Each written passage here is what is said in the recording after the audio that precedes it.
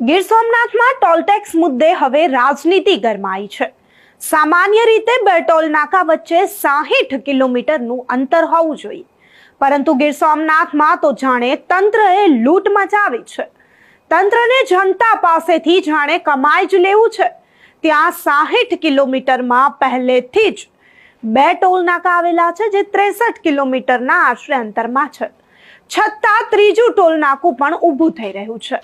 નમસ્કાર, હું અમરીન અને તમે જોઈ રહ્યા છો નિર્ભય ન્યૂઝ। સરકારને જનતા પાસેથી ટેક્સ તો વસૂલ કરવો છે, પણ જનતાને તેમના જ ટેક્સના પૈસાથી સુવિધાઓ નથી આપવી। સરકાર રોડ બનાવે છે, પણ એ રોડમાં ભ્રષ્ટાચાર માત્ર 6-7 મહિના અથવા 1 વર્ષમાં તો દેખાઈ જ આવે છે।